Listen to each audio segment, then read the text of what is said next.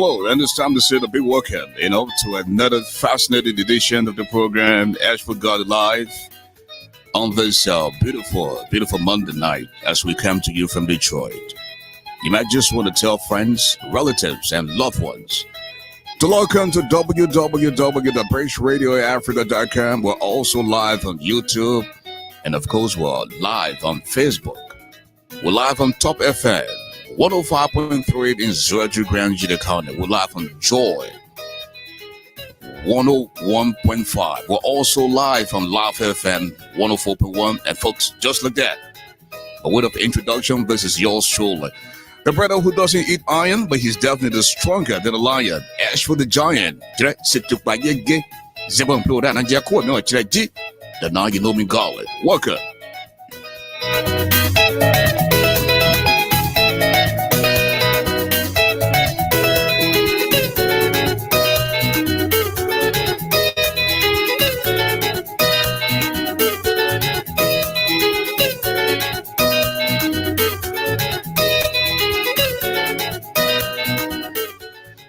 And just in case you're celebrating your birthday today, I'd like to say congratulations. And let us sure hope that you live to see many, many more birthdays to come. And hey, listen, I am a grandfather today. I'd like to say congratulations to my son, Jimmy Garley. Jimmy is named after my late father, Jimmy Garley, and the lovely Miss Ashlyn Yancy, the baby girl, Jamaj Royalty Garley. This our grandbaby. She's out there in Ghana, and I hope to travel to Ghana soon to see our lovely princess, Jamaj Royalty Garley. Congratulations again to Jimmy and of course Ashlyn. At this time, I'd like to introduce to you my co-host, the most eruptible volcano, SHELTON. Welcome to the show, bro. Congratulations on your milestone and accomplishment. That's great. And I want to wish the baby well and the parents as well. It's good to be back. We're here tonight to discuss a very important issue. The topic is sensational in nature, and we have some very qualified people in studios to speak tonight on the issue. You and I know that over the last 24 hours there's been something going on in Monrovia, and that's what we're here to talk about tonight, and it has to do with freedom of speech. Thank you. Why don't we begin bringing our guest in? We want to start with the former president of the Liberian Association in the diaspora, who happens to be the president emeritus, Mr. Moses Sandy. Mr. Sandy, hello, and welcome to British Radio Africa. Thanks, Ashford. Thanks, Volcano, for the opportunity to form part of this important discussion. Okay, that was Moses Sandy, and we also have Mr. Christopher ONANUGA. He's the I think the radio station in Liberia to call it. So let me sort of get in through it. Okay, at this time we have with us Top FM in Zurich, Grand County. Who do I have the pleasure to speak with tonight? Top FM. Yeah, good morning. Good morning. How are you doing? As for the giant guy, how are you doing this time? Good. Too blessed to be stressed. What is your name? This is Abraham Duncan, still here in control. Okay, and how is Zurich, Grand County tonight? This weather is okay. Everyone here, like in the various homes right now, relaxing. So which is just relatively kind, and we are just grateful and observing some health protocols. As you all know, we are in a COVID-19 time. Okay, Abraham, thank you so much, and stay put. We'll get back to you, okay? Okay, all right. Okay. Again, we have Mr. Christopher Hayes ONANUGA. He's the CEO of Cool FM in Marufa, Liberia, uh, one of the top-notch radio stations there. Chris, hello and welcome to the show. Thank you, guys. How's everybody there? Good. I'm okay. That's good to hear. Good. Okay. Now let us go around the room, folks. Do we have freedom of speech in Liberia? On the other hand, do you also agree that freedom of speech comes with social responsibility? So when spend some time in the room tonight talking about this very sensitive issue. We have our young brother uh, who has been in the business now for quite some time. Been very vocal uh, when it comes to the media. You heard him during the days of Ellen Johnson's Leave, and now George Ware. Station was shut down on the Ellen. Now George Ware. And we say that we are cracking down on critical voices because they express themselves freely. So if it is so, then do we have freedom of speech? If not,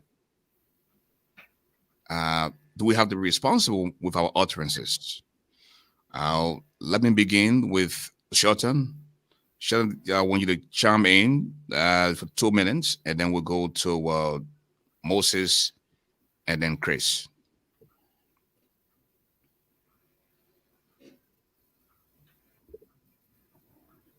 You might want to unmute your mic, Shelton.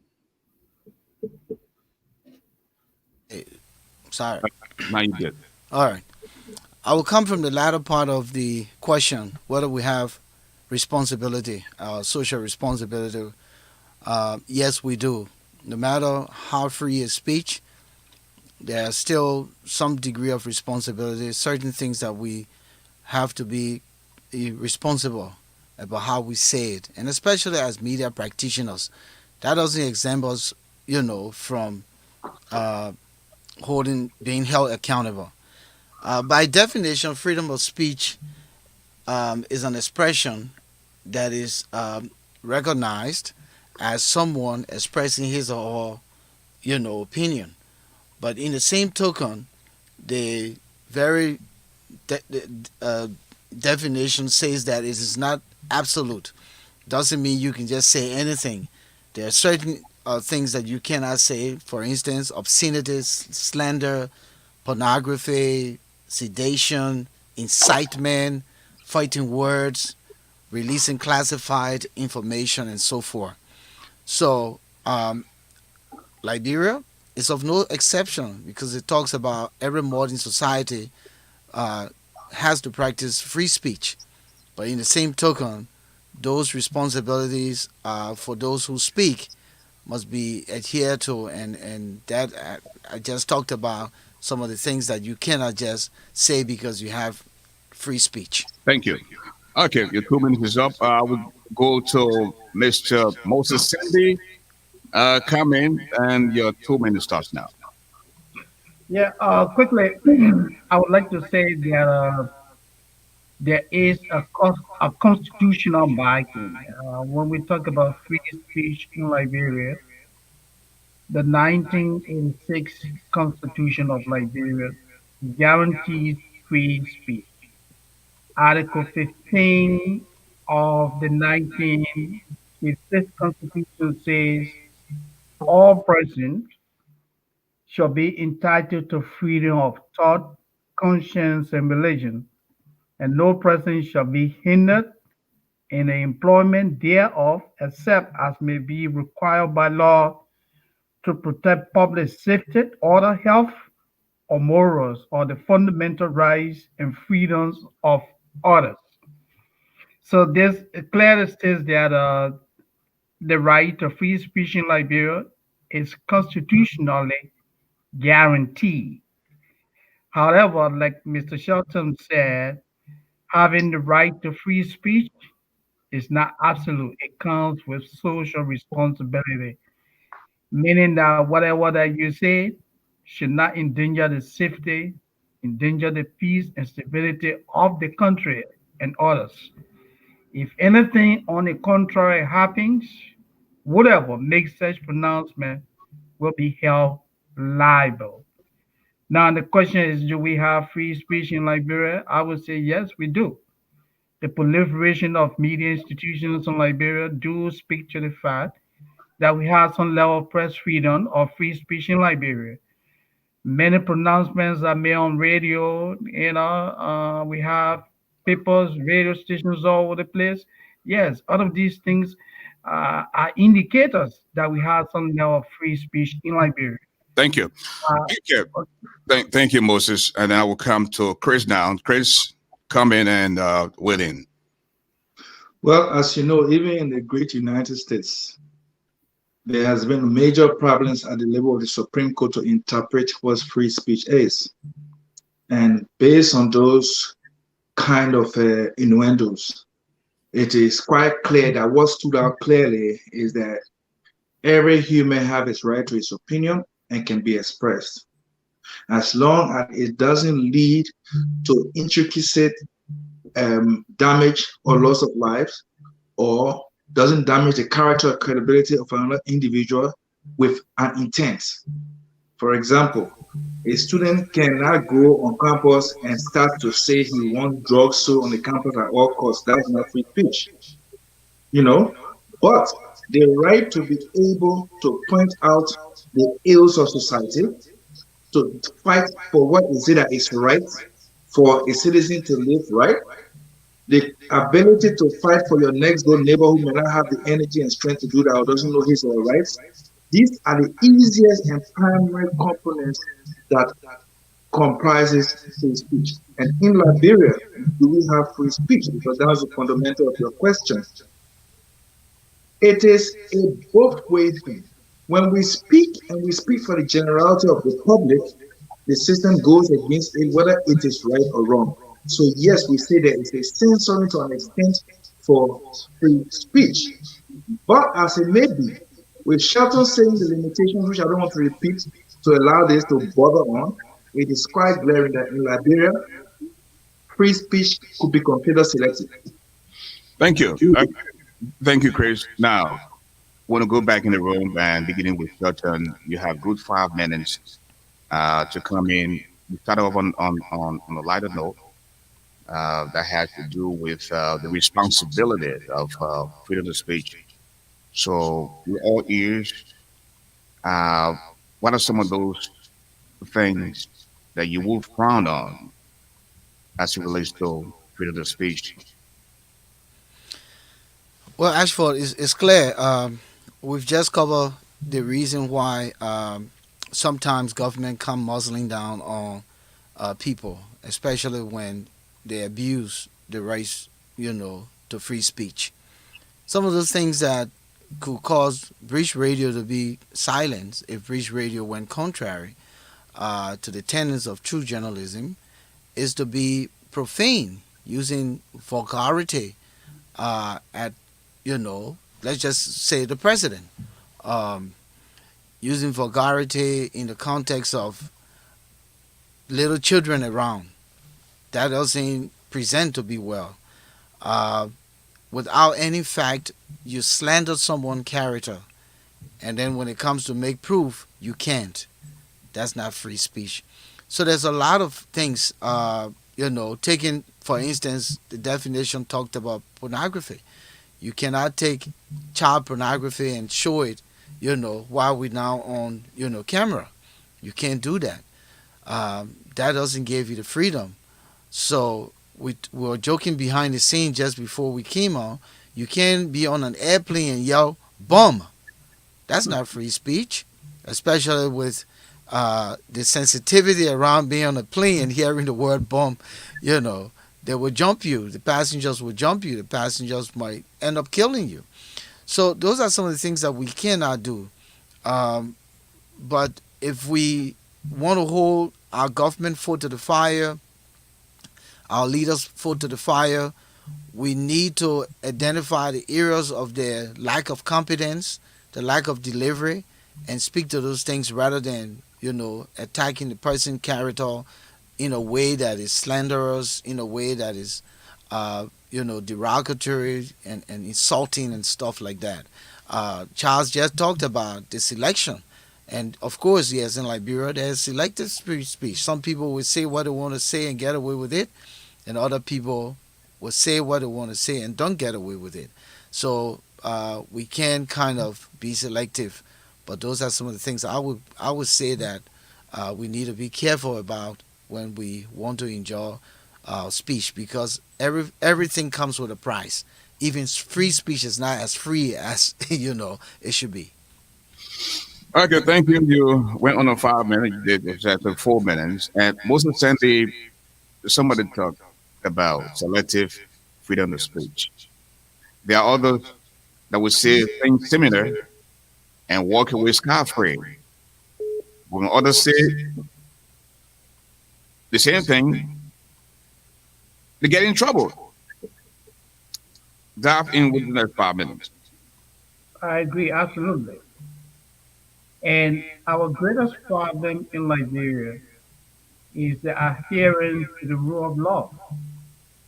We have so many laws in the country that uphold free speech and press freedom. We have the Table Mountain declarations that support free speech and press freedom. We have the new Press Act, which decriminalizes defamation and profanity.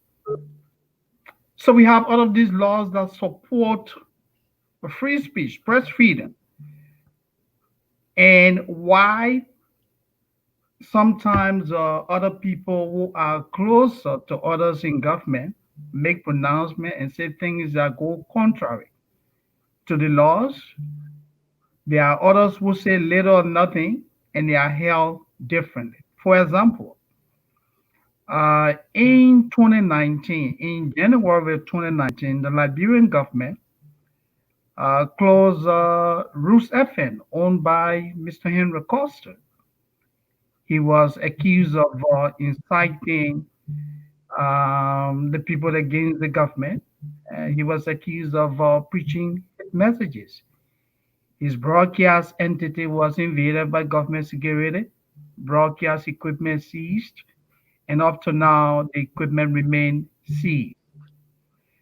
While the government took that action against Mr. Henry Costa, in today's Liberia, we have a pro-democracy, I mean, not pro-democracy, rather a pro-government radio station, the notorious Freedom FM. Freedom FM engages in acts that put people at loggerhead. On many occasions, Freedom FM has broadcast materials that tend to divide the people more than ever before.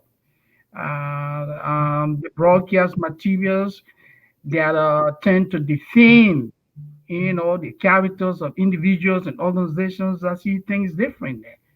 Yet the Liberian government says nothing because what? The government is, I mean, the radio station is pro-government.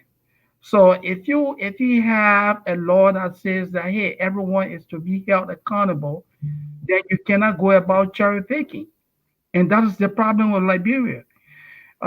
Besides Freedom FM, you have a deputy minister in the Liberian government, Mr. Eugene Fagon. He takes to the airway, he takes to social media, he made pronouncements that tend to put people at loggerhead. Yet the Liberian government says nothing. When ordinary citizens, such as Henry Costa, does similar thing, then the Liberian government comes by to say, oh, well, Mr. Costa is propagating hate messages. So what is the dichotomy between what Mr. Costa does and what Freedom FM is doing? What is the dichotomy between what Mr. Costa does and what Mr. Eugene Fagon is doing? Eugene Fagon, on a consistent basis, takes to social media, insult people in our country. The Ministry of Information says nothing. So again, it comes back to adherence to the rule of law. We have to enforce the laws of Liberia fairly, and our government has not demonstrated that. The government is unfair. So we need to correct that. Thank you. Chris, please unmute your mic. One of the responsibilities for a media entity is to pay your taxes and pay your taxes on time. Chris, you run a 24-hour radio station in that country, and you're very tough on the government, but you're still on the air. Your attacks are factual, professional, a load of profanities, and you're still on the air. How do you respond? You have 5 minutes.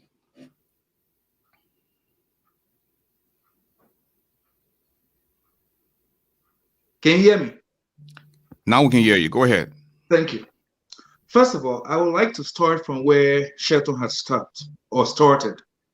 When Shelton talked about languages, when you follow international media, when you see a journalist like Jake Tapper referring to Trump as insane or making senseless statements, even though he's the president of America, the question is, in what context is he using it? Is it as an English word that has a definition, or he's being ludicrously rude? And in all honesty, if he's using it with a clear understanding of what the situation is, then there is no issue. But words were put in dictionaries to be used, and those are not profanities. If a man is referred to as an idiot because he's an idiot, a simple common person with an IQ less than a 2-year-old child, he is a simple common person with an IQ less than a 2-year-old child. We can't define imbecile and then we're going to define moron separate when both of them are twin kids of idiots. Let's look at the issues of insults. When you refer to insults as things that should be punishable under any law, it's totally wrong. That's why you see the law enforcers, the police, is enshrined within the code of conduct that you can accept insults but not assaults. So we need to get clear what freedom of speech. Freedom of speech is wide range and must be protected and respected. Let's look at the issue of character assassination. I'll give an example. Burma JV Burma came out and attacked the president wholesomely. He attacked 3 dimensions: the president as an individual, the presidency, and the office of the president. Automatically, even if he asks for forgiveness and the president forgives him, the state auto-prosecute him. It's just like when you rape.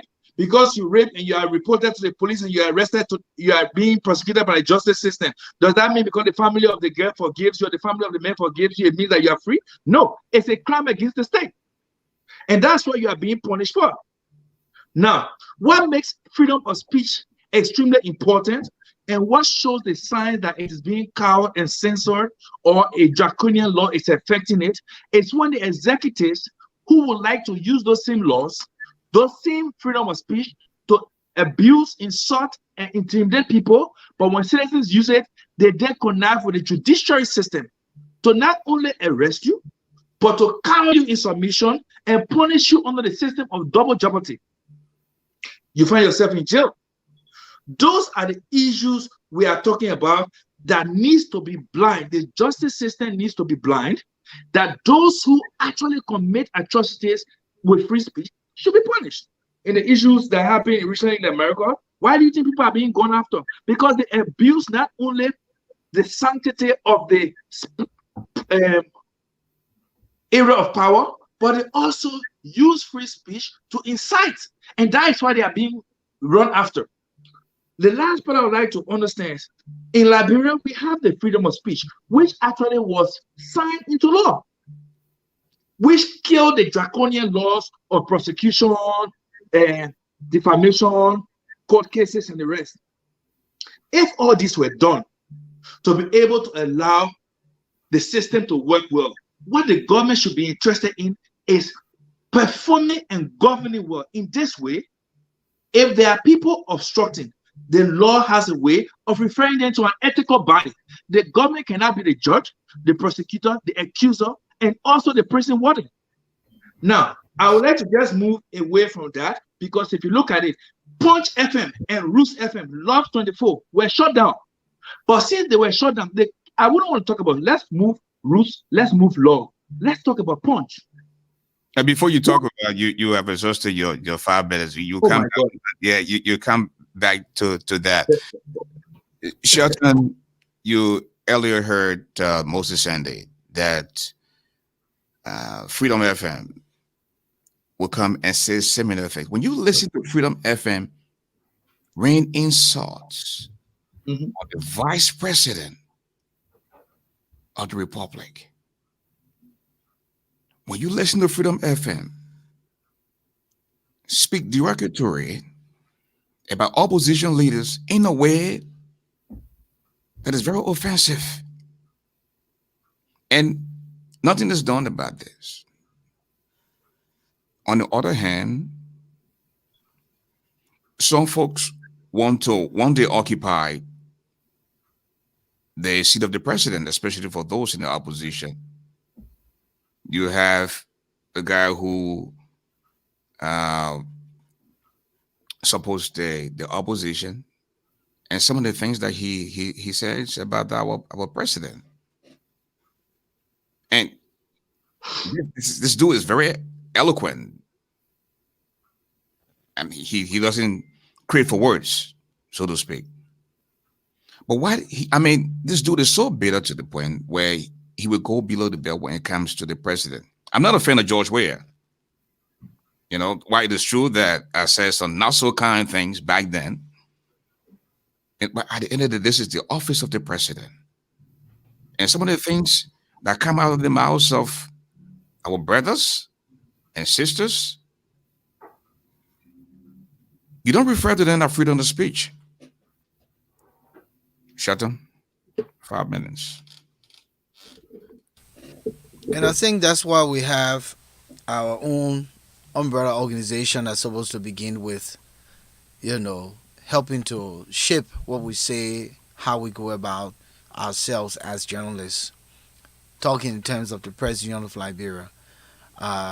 Then you also have the Ministry of Information that's supposed to be the regulating body in some instances because they're the ones giving license. What are some of the rules and regulations put forth? What are the procedures? What's the expectations are with regards to what should be broadcast and how they should go about it. But I think it boils down to the society we find ourselves. It's very unbalanced. You and I know it. It's all about praising, and if you don't praise, then you become enemy of the state. Take for instance what we do here every night. We try to, talk about the things that matter the most. The last time we talked about the elections, we covered that. We talked about the economy, no money in the bank. We talked about the president and making music when he should be concerned about the plight of the Liberian people and all those things. We're doing those things because it is what it is, and we're not going to pretend that those things are not happening. But sometimes presentation is also critical. How are we going to present those things? And, do we hold ourselves as responsible journalists and be as professional as much as possible? We don't have to go low to the extent to express what we want to express. The Liberian people are aware of what's happening around them. And all we can do is to, bring to book the government and hold the government accountable. I saw the brother's short podcast yesterday. He talked about what are we doing different. If they were doing what is positive, then we wouldn't have to be doing this. But we're doing what we're doing because they're not being competent. They're not doing what they're supposed to do. And we can't sit by and allow this to happen. And so oftentimes, That's why, it is hard for justice to be dispensed at an equilibrium, because it is just the norm that certain people use the good old office for political gains, for personal wealth. I know radio stations in Liberia that were one time pro Ellen government. Those radio stations went to probably President Weah, and maybe he said, "Listen, I got my own man on his side," and so the man got vexed, and so they're throwing the sling and throwing stones. But we have to be responsible, and I think the president has a role to play in all of this, and that's why they were established to help to protect the rights of journalists. And I will hope that they will do something about this, um, and hold the Ministry of Information as well, because quite frankly, I think that this has a serious consequence going down the road. Because if this tend to stand, who's next? Who's next? Because if you're not pro government, there is a way to go about it, and there is a right way. And I think the government uh, took the wrong path in the way they should go about it. Thank you. And we'll go to Moses. Moses, uh, quite recently you heard about the situation with Punch FM, uh, Patrick Hunter. He went and acquired his frequency and license. He was unable to broadcast. He went to court. Uh, Judgment was rendered in his favor, and he was still unable to broadcast. Mhm. Now, what did he do? We know he stopped talking, but this guy is very responsible when it comes to his utterances. I want you to chime in and we'll go to Chris, because Chris was in fact that brought it up. So come in, Moses. Well, it comes back to what I said earlier, that when you enforce law, or when laws are being enforced, are you guys hearing me? Yep. Yes. When laws are being enforced, the enforcers of the law should do so with fairness. Punch FM was registered and certificated by the Liberian government, set to begin broadcast. When Mr. Weah ascended to the presidency, the story changed. Despite all legal battles, Punch FM has not been able to broadcast. That's unfair. Hmm. And this is the same government that is talking about enforcing the laws of the country.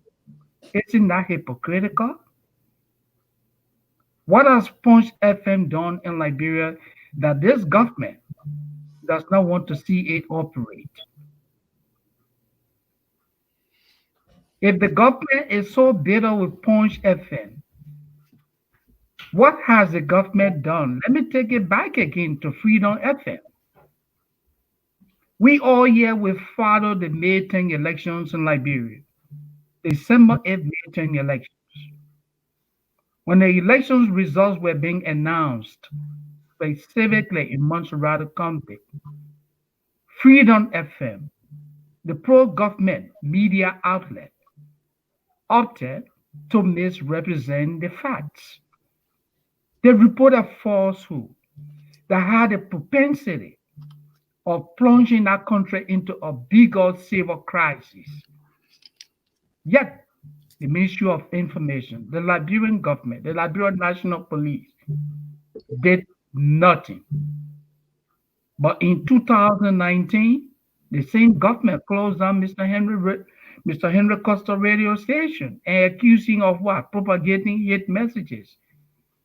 Isn't that double standard? You have too many people in the country that are breaking the laws. And I heard Mr. Shelton earlier talk about the Press Union of Liberia. The PEL is a professional organization. The PEL lacks that authority to enforce the laws of the country, the media laws. It is the responsibility of the Ministry of Information and the Liberian government to enforce the laws of the country. The PEL, like AJA, the Association of Liberian Journalists in the Americas, all we can do is provide our professional advice, tell our colleagues how to function in keeping with media ethics, objectivity, treating all sides of the story with fairness. That's all the PEL can do. But if the government wants to be seen as credible, impartial, then the government has to be fair in terms of enforcing the laws of the country. And the we administration has not been able to demonstrate that. It is a pity. I will sit here, as former president of AJA, the current Minister of Information, Legiwu Rennie, for no reason, decided that I could not appear on LBS radio, the state's radio. The AJA press releases will not be aired on ELBC radio because he myopically interpreted our work as being against the we administration, which is very unfortunate. State radio, we were not bothered by that. We did not make issue out of what he did because we are a viable organization, and we thought not to elevate Mr. Rennie. And it is the same thing that he has taken to the Ministry of Information today. He's going after Henry Costa at the same time paying blind eye to Freedom FM, to other violations in the country. When you are in national leadership, you don't live like that. Thank We you. need fairness. Thank you, Moses. Before we go to Chris, let us take a break. And folks, today's program has been brought to you by Tipman. If you would based here in the diaspora and you want to remit money to your friends, relatives, and loved ones, all you have to do, log on to tipmeliberia.com. You will look into your upper left-hand corner. You will see those three bars. Click on those bars, and then you find the blue shader box that says top up center. And after you click on that box, you see the various vouchers and coupons. Go to all products if you want to send $100, $200 to your friends, relatives, and loved ones in Liberia. But first, your relatives in Liberia will have to download the application. Okay, and then when they do that, uh, the email that you receive will generate a code. It is that code that you send to your relatives back home. Tipman has booths all over the city, like Freeport Junction, EWA Junction, Ray Light, Congo Town, and the office is on 20th Street.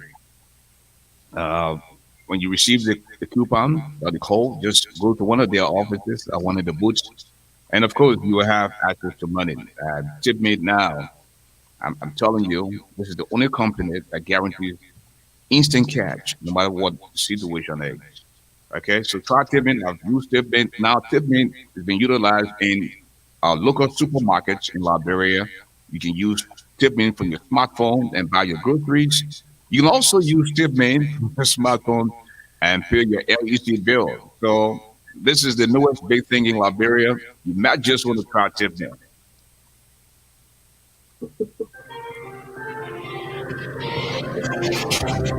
Welcome to Bridge Radio Africa, a media broadcast platform presenting human interest stories, news, education, and entertainment.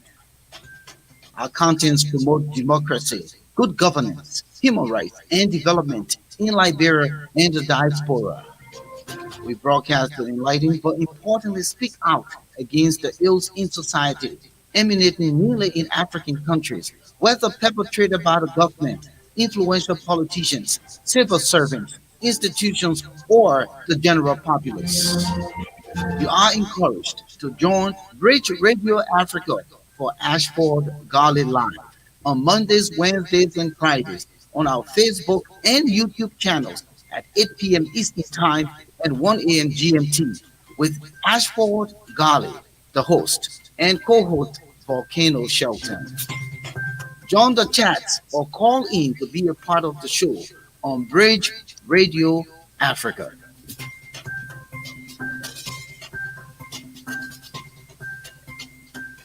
Thank you. You know, sometimes the mind works faster than the hand. Somebody just corrected us that the word locking was misspelled. Thank you so much for that correction. We'll go back now to Chris. Chris, you started something on Punch FM. You have 5 minutes. You can begin now. Okay, so my consideration of Punch FM is purely based on the fact that Punch FM was certificated and was a radio station that was just about to begin broadcast because they had started testing. But the question is, since the shutting and censoring of Punch FM, how many other stations have they issued licenses to? That is where you can see the infringement. You can see the violation clearly. Moving from that point, when you talk about Freedom FM, I see Shelton and Sandy mentioned that station. It's even worse when you have the host and anchors of show on that station carrying NSA identification. It just tells you how bad it's entrenched in the system. Look, I can say this for free. Where the mistake is this. If you have stations that are independent and you have stations that are also in the opposition, it is those stations that the government should carry her policies to and her agendas so that the other side of the aisle can hear what she's doing and change minds and change arrangements, a paradigm shift. But if you think you can talk to just the core that you have been talking to, which is in the lesser majority, it means you will actually harden and radicalize the greatest population against your very good policies. In Liberia right now, the government is planting street lights everywhere. Who's talking about it? I had to talk this morning about how the street lights, the cables are being looted. They are being virtually looted at night when they are laid on the poles. And what they are doing, they are scrapped for a lay. Something that costs $20,000 will be scrapped and sold for $200. That's a civic educational agenda that needs to take place.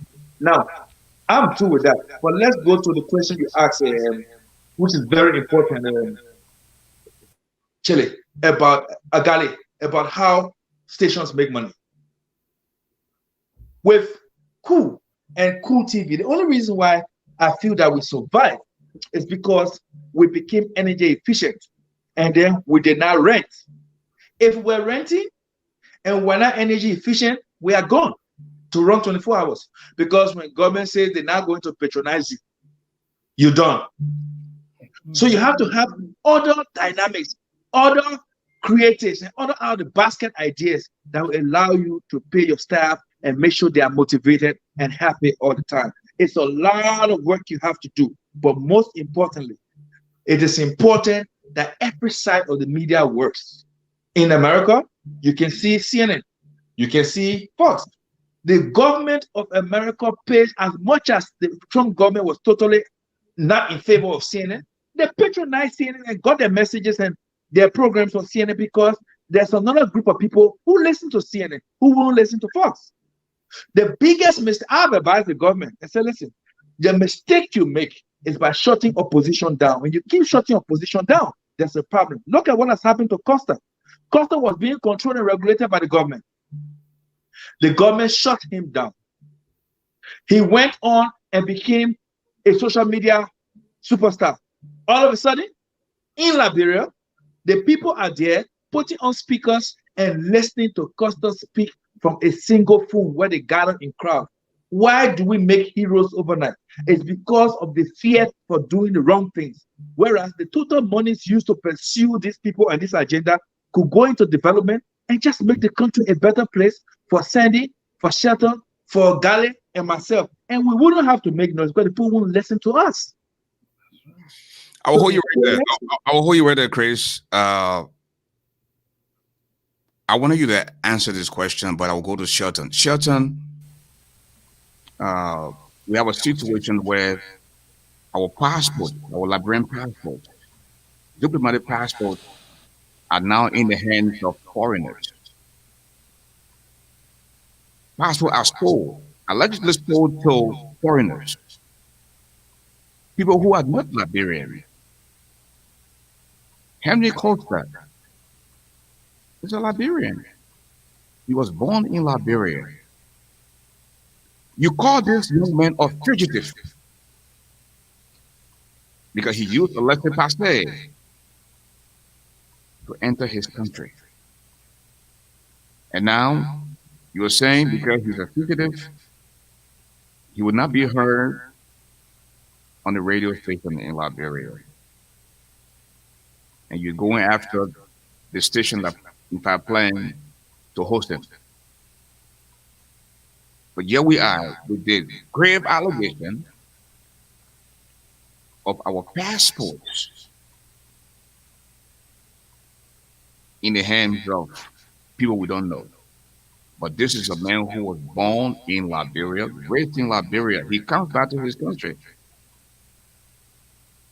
You go after him. Is the government afraid of Henry Costa? Shelton?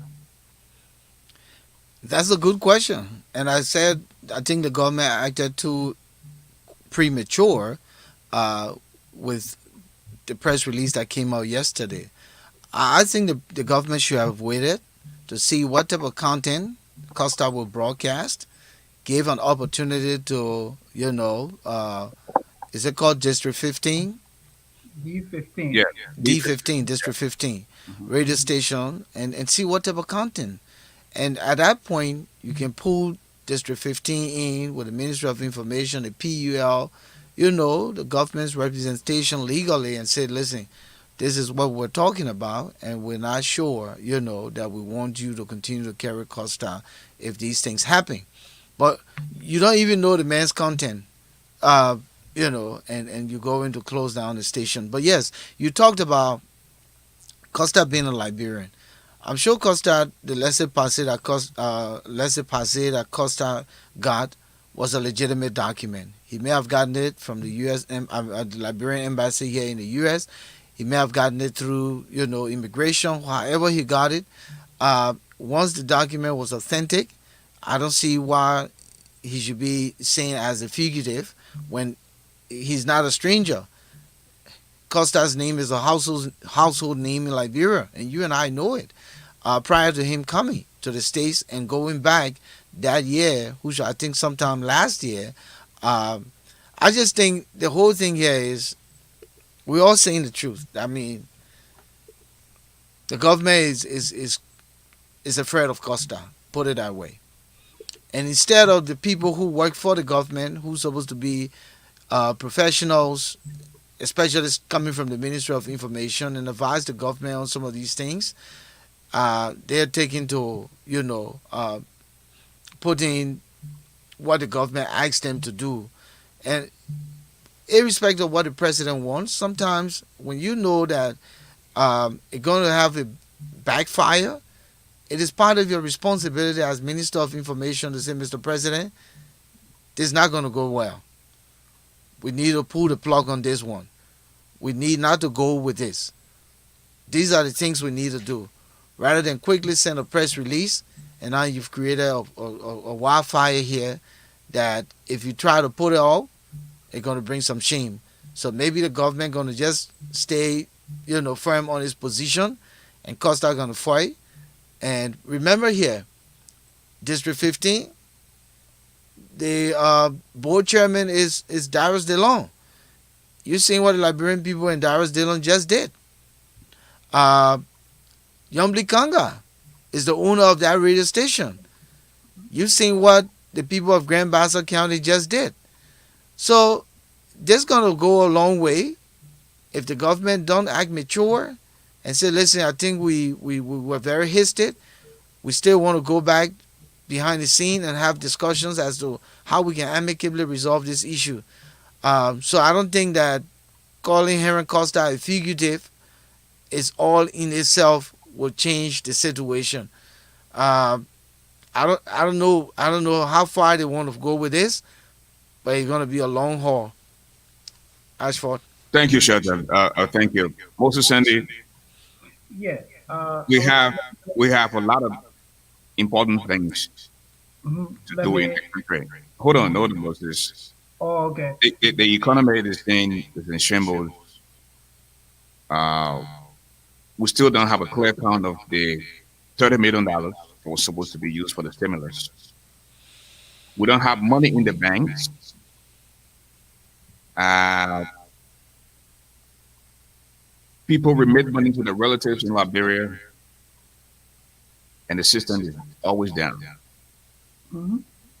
This government, this president, has a lot of responsibility on his hands instead of going after Costa. What? Number two, for God's sake, this is the government of Liberia. Why can't you find somebody to articulate the issues of the government? To counter whoever counter the system about your government. And I'm pretty sure they can do these things. But why are they not doing that? Sandy? Well, a very good question. Uh, what is happening in Liberia is just a double standard. They say one thing and do the opposite of it. Please say triple standard. Okay, who said triple standard? Let me borrow from you. It's a triple standard. The government says one thing and does the irony of the situation. That's what the government does on a consistent basis. Or like my brother said, D15 is owned by a prominent citizen of Grand Bassa County, Senator Kanga, a prominent opposition, figure in Liberia. The board chair is another prominent opposition figure. If I were the Minister of Information, by now we won't be sitting and having this kind of discussion. All I would have done was to ask my team to get in touch with our D15 leadership and convene a meeting. Yes, we agree that we respect, Article 15, which provide for free speech, press freedom, but we are also mindful of Article 15B, which talks about being held accountable for the abuse thereof. So I would have convened a meeting of the management of the radio station, some top managers from the Ministry of Information, the Press Union. We always sit together and review the media laws and say, look, this is it. This is what the Constitution said. It is your radio station. We don't want to interfere with your work, but be mindful that you have an obligation to uphold Article 15B, which speaks about abuse thereof. If you go contrary to the law, then as a government will be there to enforce the law to the letter. We don't want any radio station that will endanger the safety of our people. We don't want any radio station that will put our people at loggerhead. We do not want any radio station that will propagate hate messages. That's the law all over the world. That's it. The purpose of broadcasting is not to propagate hate messages, it's to promote peace and harmony. If a media institution chooses to go off tangent, then the law must take its course. Thank you, That's Moses. what I would have conveyed in my meeting. Thank you, But Moses. okay. Okay, now Yeah. before I go to Chris, I think Mhm. Mr. Davis Moore had a question for you earlier, Sure. and I didn't see that question, but now he's saying, do we know if Costa carries the regular passport? If so, is it illegal to obtain a temporary transit to enter or leave Liberia if he already has a passport? But Ashford, when Mr. Costa went to Liberia in January of 2019, I do not know, but when he entered Monrovia, the Liberian government did not raise any question.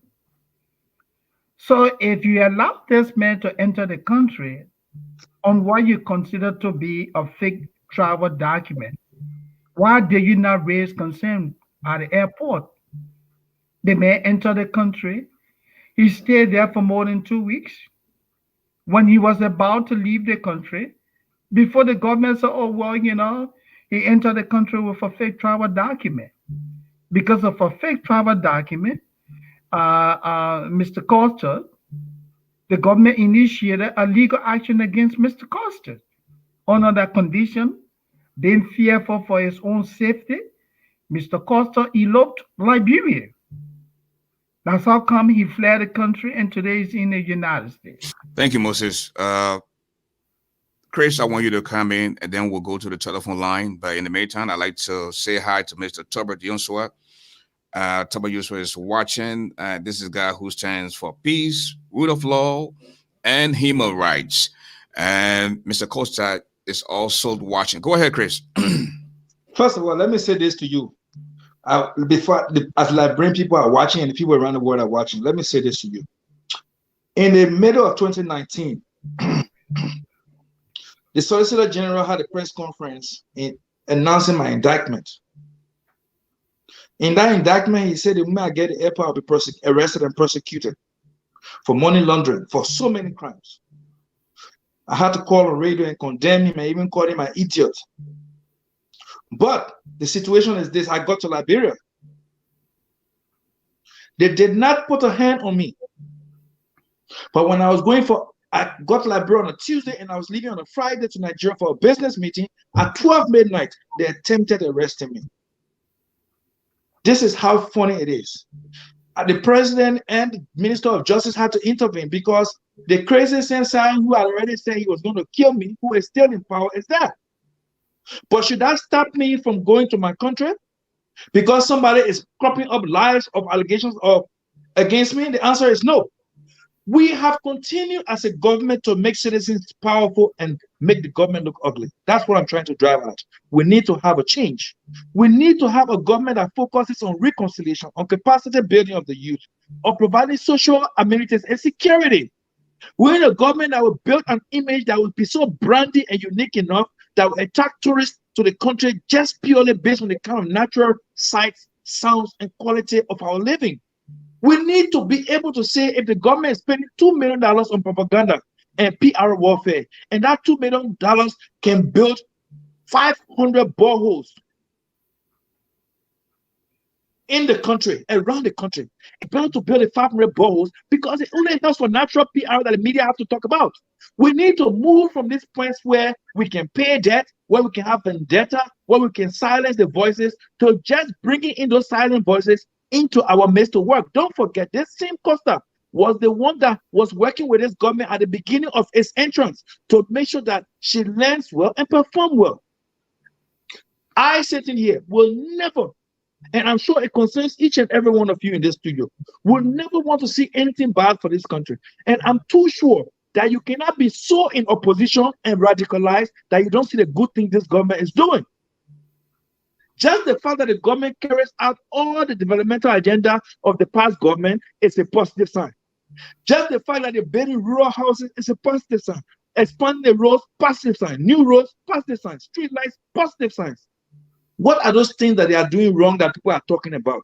It is those things you're doing wrong that they're talking about you need to correct and improve upon, that will provide a song that will be so synonymous and synchronizing for everyone to hear and listen to. Thank you, Chris. Now, when I go to the telephone line, the number to call is 317-353-5642. Shelton, Costa is on here, and he said, quote, "We have never preached hate. We called and held the largest peace protest in Liberia's history. No one was hurt." Shelton, I will respond. We'll take the caller.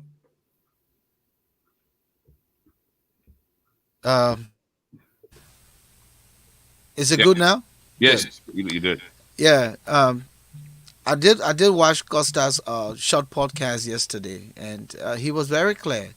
The intent for why he broadcast it is to talk about the ills, to talk about the lack of what the government should be doing and not doing, and it has nothing to do with anything personal.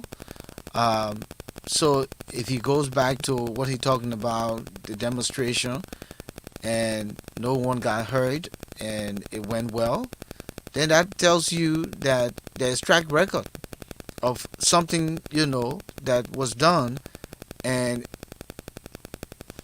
again, I keep saying that the government rushed to do what it did. They should have engaged before going to do what it did. And I don't know how they're going to reverse this, but I'm sure that because of their stubbornness, probably they will want to go, continue this long haul. But big shame. What is it? Small shame is better than big shame. It's not late for them to reverse this and start to mitigate, hold some meetings, and find a way, rather than being stubborn. Thank you. Want to go to the line now? We have a 202 area code. The last four digits of the number 0047. Please tell us the name. Hey, Ashford, this is Kev Hassan. How are you? Hey, Hassan, how you doing? It's been a minute, man. Happy New Year. Same to you, my brother. Go ahead. You're live on the radio. Make your point, please. You have 1 minute. Yeah, let's look at the issue why Costa is not on the airway. You know, the reason the government say is a fugitive because he ran away from the law, meaning that he was supposed to appear the next day with his lawyer on the night before he left. And the government charged him, and the government accused him of fraudulent laissez-passer. If you have a legal passport and you have another, and you travel on a laissez-passer, it's against the law, you know. And two, his radio station was seized by the government because of incitement. Look at the Cady hospital, and look at what we say about the tire brand. This are not freedom of speech. If you claim that you burn tire on the street, this are not freedom of speech. If you incite people to storm the Cady hospital, that's not freedom of speech. Costa have walk in Morovia and say, F you and Georgia. He walked free. He was saying insulting words. He say, I would. He walked free. He said a lot of things. He insulted him. He walked free. Costa have called the president personally on the president's phone and insulted the president. Ask him. Thank you, Hassan. Your time is up. Thank you. Thank you so much for your contribution. So let's look at those things before we get so how to what. Hassan, the time is up. Thank you. Okay, we have 954 number 937-4907. Yes, sir. This is Henry Costa. Mr. Garley, thank you so much. Thanks to you and your co-host and your team. It's good to be on. Good evening to my big brother, Chris Onanuga. Good evening, Costa. I've been listening. I've been watching. It's a great conversation. First of all, I would just like to put some things into perspective. The government invited me to the immigration office and said that I was a person of interest to assist in their investigation into how a valid laissez-passer in the vault at the Ministry of Foreign Affairs was taken out and given to and processed and given to me. So they said I was not the suspect. And we have a document to that effect. They said I was a person of interest. And they issue a statement to that effect also. The immigration issue a statement saying Henry Costa came into the as a person of interest to assist in our investigation. They said, Mr. Costa, you cannot be held liable because you were out of the country. I heard Mr. Sandy say Costa might have gotten the laissez-passer from the U.S. No, I obtained a laissez-passer from Liberia. I sent some other to the Ministry of Foreign Affairs. They processed it and it was given.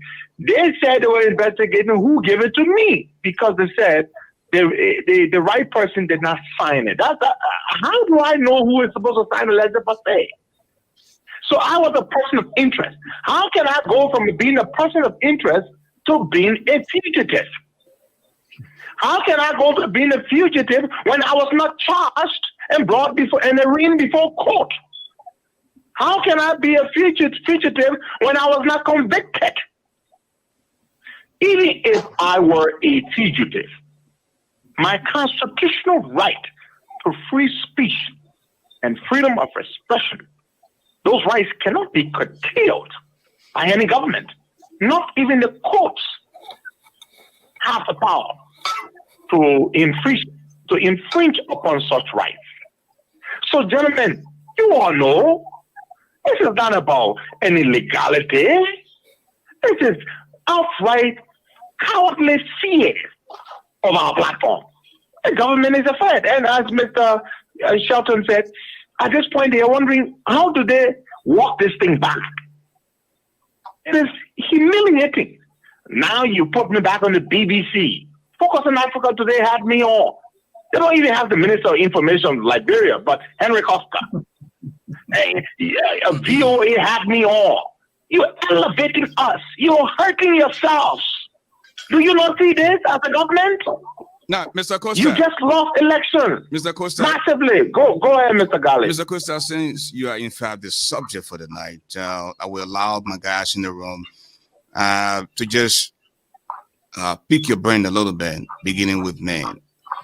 You are a very smart young man. I mean, your research skills, some of the things that you come up with, we sometimes wonder, how do you get this information? Costa, this is the president of Liberia, for God's sake. You will one day want to seek office. Can you rephrase the way you talk about this president? The way you insult him. Sometimes the three-letter word referring to him as an animal. I mean, is there any way that you can just hold this man's feet to the fire without being this profane? Costa? You asked a good question. And this is my answer to that. You see, none of you have experienced in the hands of this government what I have experienced. I have. None of you share my experiences and my circumstances, as unfortunate as they are. I've had my radio station shut down. I've been violently attacked by government people. On the day I arrived in Liberia, December 19, you saw what it did, because they were humiliated by the thousands who came out to receive me. I have been a victim of this government. I am hurt. I am pained, Mr. Garley. And this government has the responsibility to come and reconcile the country. They have not done that. So this president does not deserve my respect. What he's done to me, and what I do to him, what I do to him pales in comparison to what he's done to me, Mr. Garley. He chased me into a foreign country, tried to have me extradited on a bogus thing. The Sierra Leoneans rejected that was rubbish. And so, Mr. Garley, I am pained. I am hurt by what I go through. You have to understand where I come from. I am the victim here. This president has said in his search, it was aired all over the place, that if he were not president, he would take me on Stereo Street and he would physically assault me.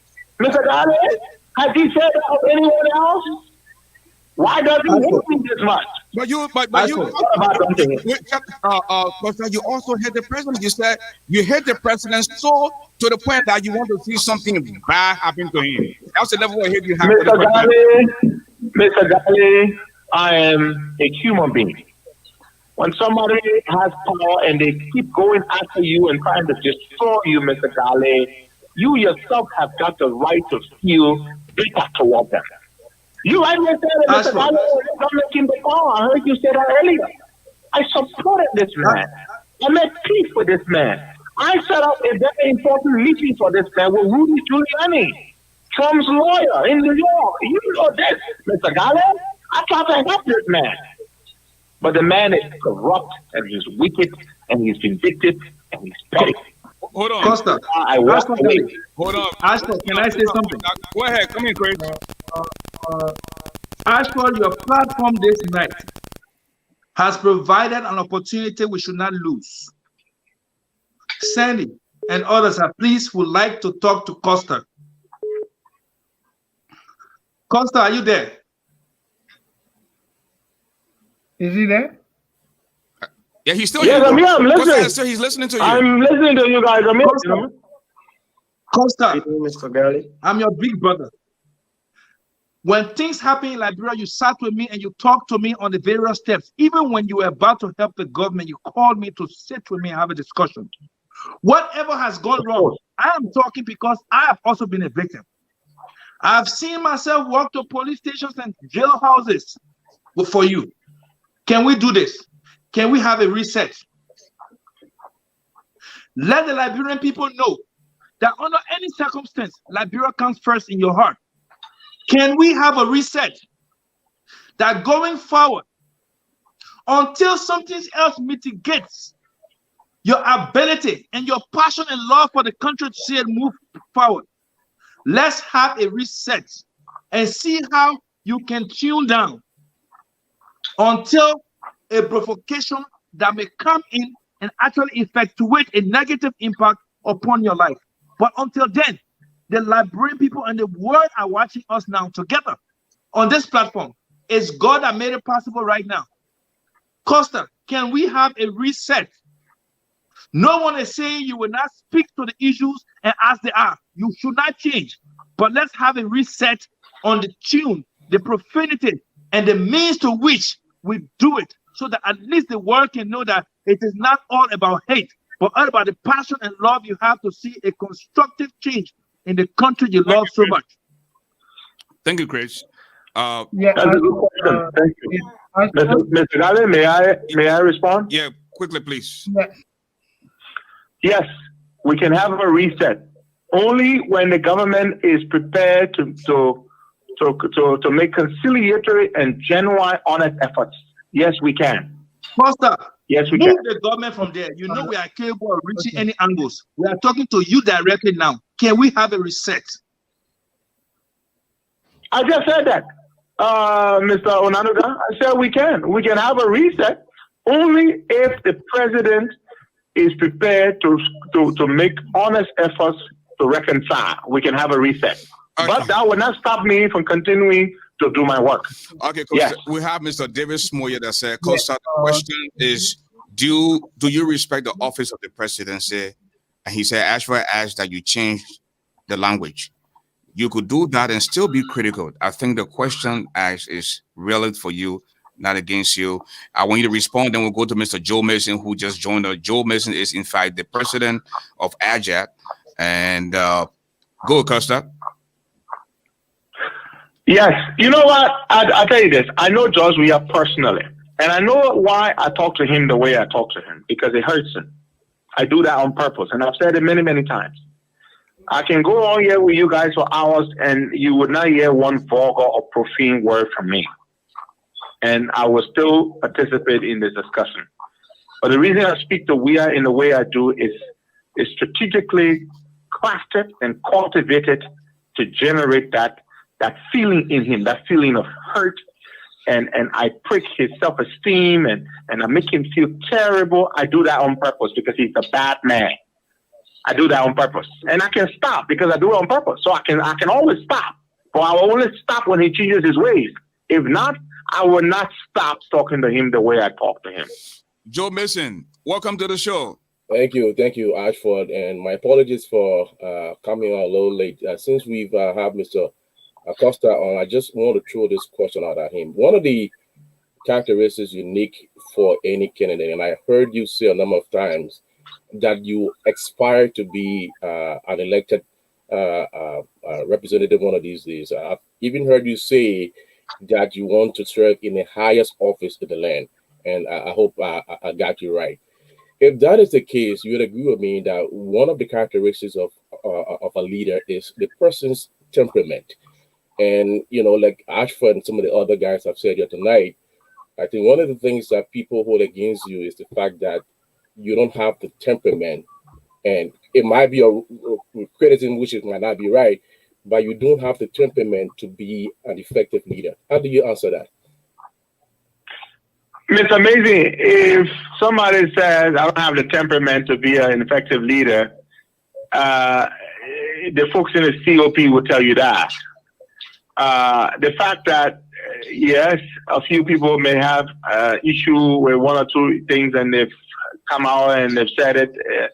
But I've managed to grow the COP into a powerful pressure group that is proud of an array of elected officials and unelected people, and so that is not true. If my tune, you can't judge a man's temperament by his tune. So it is not that at all. And you should meet me in person, and you will know who you're dealing with. As ASHFORD GARLEY and as Chris ONANUGA, they know me. They interact with me off the away from the microphone. But the issue of temperament is not an issue it's not a problem that I have at all. Two more questions, and then we'll let Mr. Costa go. Shelton, Yes, and so, let us begin with Shelton first. Henry, are you there? Can you hear me? I'm here. Good, good. All right. So, I heard you say that you do what you do on purpose. So does that mean you are a chameleon? One minute you're gonna be this positive Henry, and then another minute you're gonna be digging into we as flesh. And do you think that this approach get you anywhere with this government? Oh, you see what you guys are saying. You are not being entirely fair. Don't forget now. You're only focusing on one tiny insignificant element of my delivery, my presentation. exactly. I spent a colossal amount of time exposing some of the biggest things in the country. Henry Costa breaks his news, Henry Costa breaks. I do Henry Costa breaks. I'm no disrespect, but you all know we break some of the biggest scandals in the country and with documents to prove it. And so, and if you just focus on my delivery, in America, you see Chris Cuomo on TV calling Trump an idiot. They call him that. Journalists do that here all over the place. So there's nothing, so I think you should focus more on the substance of what I do, the impact that we make, raising 30,000 for Senator Dillon's re-election, and then 9,000 for Edith Gongwe election. So folks, focus on the positives. And let's not just dwell on, oh yes, you call the president. Are you more concerned about the president's feelings than about the things he does to the people, like $30 million missing for the food distribution and what happened? So come on. Focus on the real issue, man. At least the president feeling it. Are the president feeling more important than the Liberian people's feelings and their suffering? No money in the dollar? Choose your battle. Moses Sandy, and then Yeah. we'll let you go. Ask for quickly, just a clarification I want to make here. And Henrik, I heard you say that I said that you secure your laissez-passer from the United States. No, I didn't say that. I said you enter the country, wait for laissez-passer, and when you enter the country, the Liberian government did not raise any concern. Now, before you go, what I would like to say to you is that, Mr. Costa, I listen to you consistently. Like you said, some of your broadcasts are very good. You share a lot of information about things happening in Liberia, and you're also bringing to the fore a lot of hidden stories, corrupt stories that you are breaking in our country. So let me commend you for that. I think as a career broadcaster, what we are asking you to do tonight is if you can tone down, a little bit the choice of words, the offensive words, the messages will still get across. You deal with the facts, present the facts, tell the stories as they are. But I do not want to be listening to a broadcast with my 5 year or my 6 year or my 10 year old sitting to me and listening to somebody using profanity. That is not the purpose of radio. Radio should not be used for that. Deal with the issue like you do, present the facts. We are educated enough, we know the difference, and we think you are doing a good job. But we just want you to use a little bit of a euphemism when you're presenting your facts. That's my Okay. appeal to you. Your final comment, Mr. Costa. Mr. Garley, thank you so much for the opportunity. I really appreciate it, and good evening to all you fine gentlemen. Mr. Sandy, thank you very much. I'd like to close up on your point there. Mr. Sandy, as I earlier said, I do this on purpose. I never used to do this. Yes, I used to use, be a little tough, but George Weah really made me go up. He took me there. And, even though I don't agree with Mr. Shelton's choice of word, I'm not a chameleon, but I do this on purpose, and I can all ships, and because I know it gets under his skin. You guys have to understand my strategy. It gets under his skin. It makes him angry. It hurts him, and that's why I do it, because he hurts us, so I hurt him back in a way that hurts him badly. But yes, we can always adjust, but at this point, we are engaged in a battle, gentlemen. I'm not going to make concession now. The president doesn't make concession. As Mr. Shelton said, walk it back. Try to walk it back. Reach out and try to make some kind of conciliation. And who says we can make some kind of agreement? Do not make concession on behalf of the president. Make concession on behalf of the kids who listen to you. After me, when you engage on a battlefront, do you put your gun down? You don't put your gun down until you can make agreement. So we'll make agreement when you say, okay, then we'll put the arm down. Thank you. Thank you, Costa. Thank you so much. Thank you, sir. All right. Okay, we have a 267 number, 648. The last 4 digits, 7656. Tell us your name. This is Stephen Barlow, and I call from Philadelphia. You're live on the radio. Go ahead and make your point, please. I want to thank all of you gentlemen in studio for the civil discussion. It's very informative. It's educative. And I want to thank Mr. Costa for making some clarity. Well, I just want to make 2 points here. Man, I think the minister or people from the government side, they always dwell on emotions. They look at this one man, Costa, because he's been controlling a lot of people, calling the protests, the powerful protests. So they too want to go win like Costa. So they dwell on emotions. The press release from the Ministry of Information was not necessary. People has looked at that all over the place. Even in my class today, we had a discussion on that. It was not necessary. The government shouldn't have done that. So they dwell on emotions. Secondly, the actions of Mr. Costa to that of the government, if you weigh both of them, Costa's action insulting the person does not affect me as a person, as a Liberian. It does not deny food on my table. It does not deny money in my pockets. It does not deny my grandmother in the village, her lantern to put kerosene in it. But the president action, the government action deny those people. It kills them. I don't want us to dwell on Costa insult to the president. That's the president feelings. Let him deal with it. Let him take Costa to court.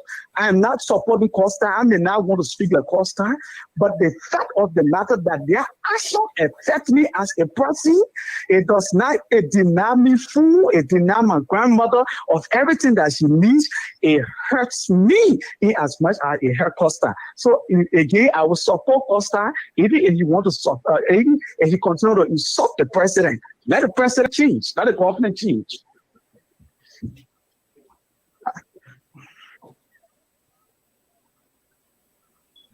We have a 347 number 221. Tell us your name. Good evening. My name is Fred Dennis Namwe. I'm calling from the state of New York. You're live on the radio. Go ahead and make your point, please. Thank you very much, Mr. I listened to Helen Costa and I listened to the gentleman that just left the line. Let me start with the gentleman that left the line. It's an individual.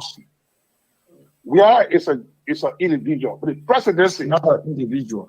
It comes with respect. I for one, I won't see someone with Liberian flair, try to do 1 or 2 things to destroy it, and I won't say something. It's the same with the presidency of Liberia. Okay, with the issue of Helen Costa, many times I listen to Costa. One thing is in life, self-preservation. Self-preservation. when you go on Costa show, when you try to criticize him, he cut you off. Even at DeLong, when you go on DeLong show, when DeLong on the air, like you have your podcast, you try to criticize, you try to rebuke anything that he is saying, he will cut you off because you acting a feeling. You're not with him. It's the same way. I'm not backing the government. There are a lot of things that the government doing that I'm not in favor of. But there are some precedent, bad precedent the government is setting as we speak. Let me deviate from the issue first. Thank you, my brother. One of the bad precedent is setting is, thanks for calling. No, I will, because we have a lot of people on the line, folks. I beg you, my brother. 267 number, the last 4 digits is 5983. Tell us your name. 5983. Tell us your name. Yeah. Good. This is Bud. They're not calling from the state of Iowa. You're live on the radio. Go ahead and make your point, please. Please make it. Listen, man. Let me just short make and my sweet. point quickly and leave. Okay. This government will wait.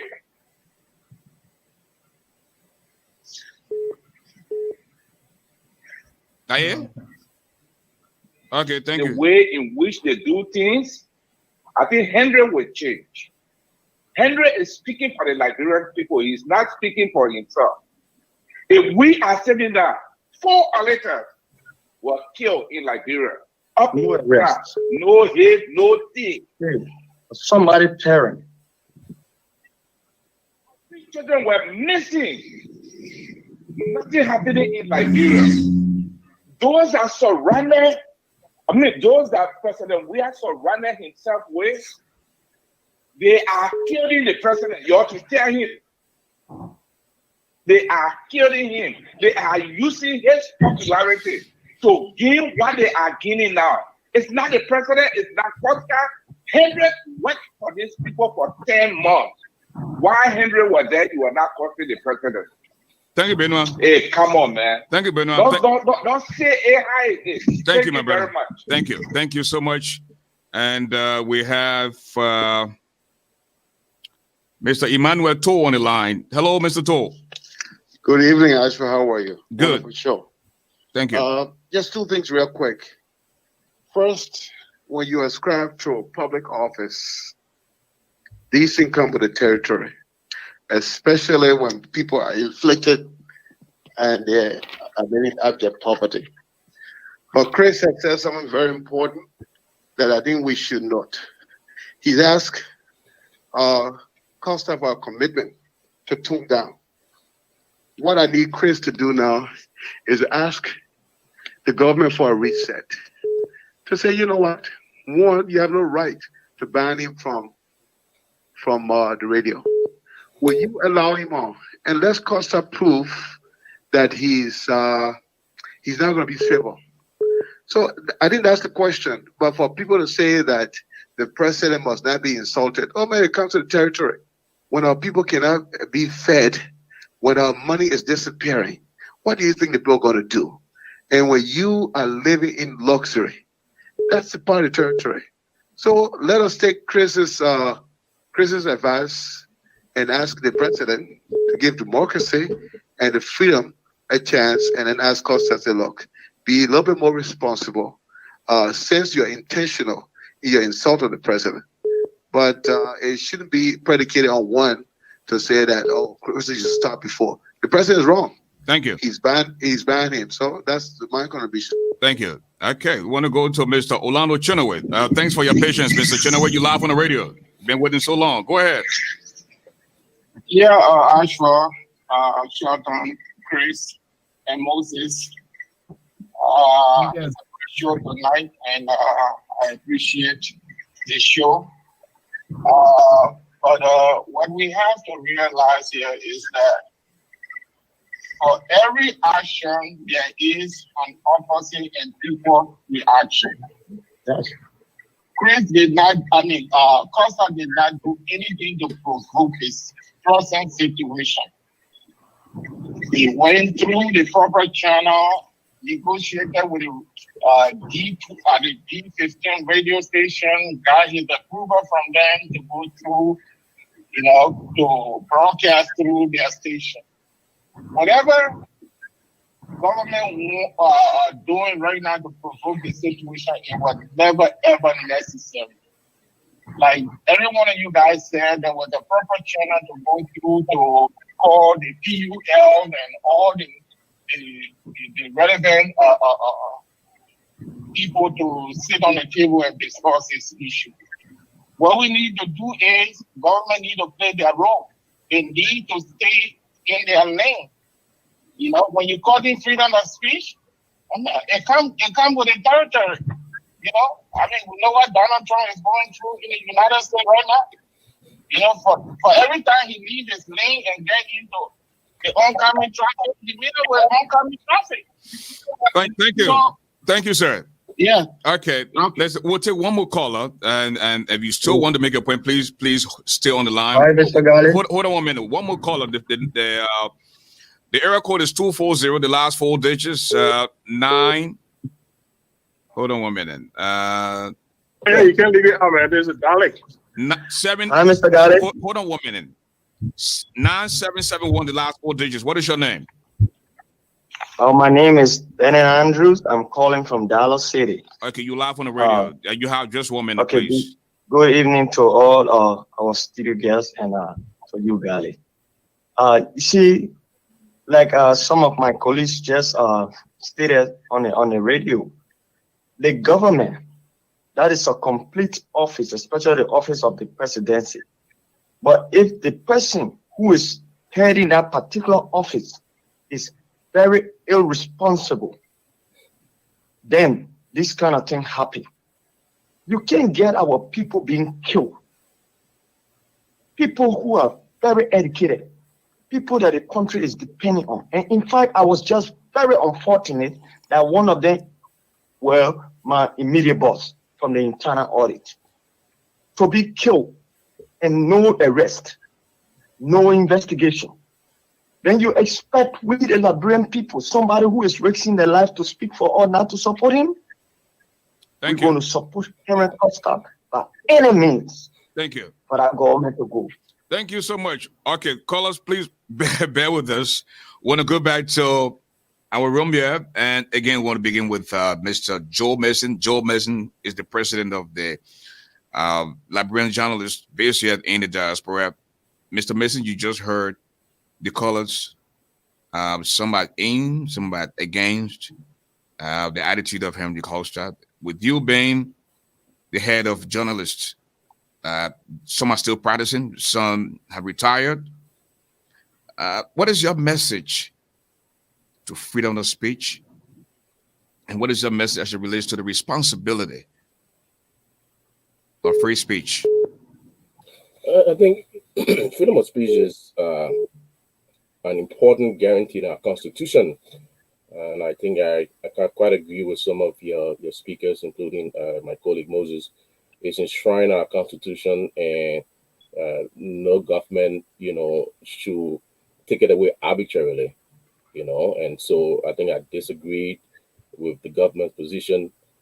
I think I tend to agree with quite a few of the folks here who say that I think it was a knee-jerk reaction, and I think the popularity and the notoriety that Mr. Costa has enjoyed is due in large part to these reactions that the government have. We're talking about Costa today and the government's reaction here on this program, and I'm hearing that it is the trending topic in Monrovia today. Mr. Costa himself, I just said he was on the BBC and other international network. So it doesn't look good for the government.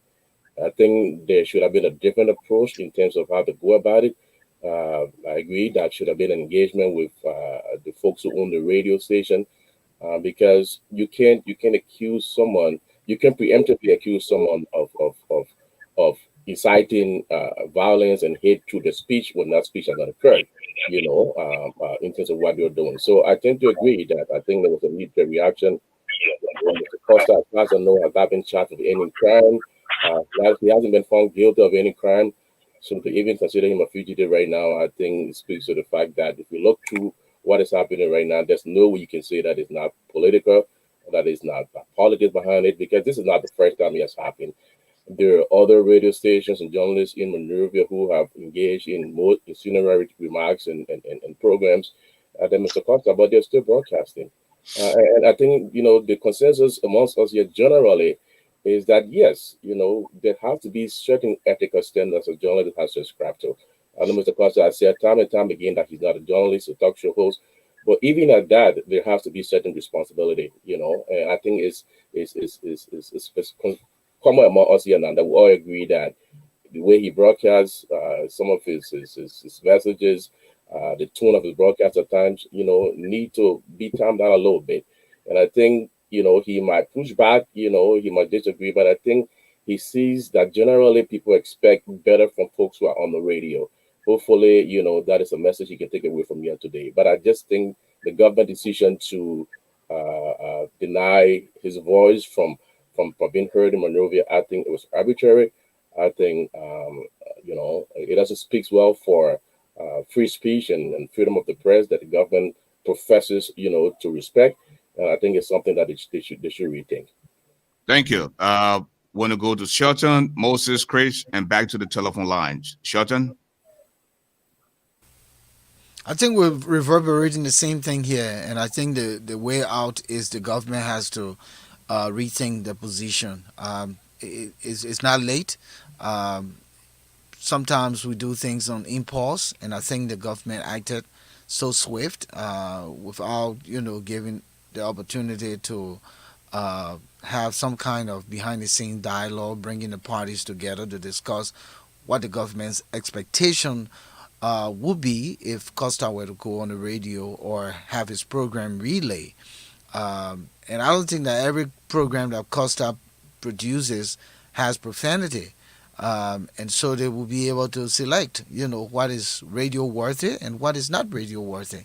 But rather than just shutting everything down, this is not helping the situation. And I continue to say that that could be Bridge Radio tomorrow. We are contemplating having our platform in Liberia. What if we went and established our radio station in Liberia and we have to be going through censorship and being shut down, Ashford? How do you think that would go? Not so. Exactly, Sheldon. That's why the laws are on the book. If anyone is in violation, of what is supposed what the established laws are on the books, they need to be held accountable. But we can't start, sanctioning speech. How do we determine which speech to sanction and which speech to allow? If Mr. Costa has a violation, yeah, let the law, have its force. But we can say, we're not going to allow him to broadcast because we anticipate that he will say something that will be divisive or he will be insulting, or his speech will divide the country. So I don't think we can do that. And I think the radio station itself, quickly, Ashford, before you come in, the radio station itself understand the tenets of what professional broadcasting should sound like. And if they thought that Costa's relay, whatever he sends there, is not radio worthy, will not have to carry. They will call him and say, "Listen, rather, Costa, what you sent is not radio worthy. We have a license to protect. The government, expects better from us, and we will, not put this content out there, or you have to fine tune this content, because it's not radio worthy, because it's not just the ordinary Liberian men and women. It's also for children, and what type of content that would be can be censored at that time by the radio station. And I'm Thank sure you. Costa will understand it from that perspective. Thank you, Shelton. We still have a lot of folks in line on the telephone waiting to chime in. We'll go to Moses, Chris, and back to the line. Moses. Yeah, I would say that the government decision to enforce media laws in the country has to be done fairly. The government cannot go about cherry picking. Oh, well, it is in the Costa, so let us get him off the radio. When it is Freedom FM, then you allow Freedom FM and go ahead and do whatever it chooses. So you have a deputy minister, the Ministry of Information, who on a consistent basis insults Liberians. So the people are loggerhead. Yet the very ministry says nothing about that. This man enjoys the confidence of the president. So we see too many contradictions. If it is the law, it is the law. If you're going to hold people accountable, it must be done across the board. That's how it works, you know. So our expectation is that the government will rethink its position and allow Mr. Costa to return to radio. You know, the charges against Mr. Costa is flimsy. I mean, the charges are flimsy. They need to do better on that. Thank you. Chris? Well, I will just make a single comment and yield my time so we can go to the phone lines. My comment that I'm going to make is this. For each of you who have commented in here and all those who have called in, as well as the people who have listened to us tonight, needs to understand where the government has the greatest of a problem right now. It's not about yielding as to whether Costa goes on radio or not. The most important thing in the whole allegation here is the issue of being a fugitive.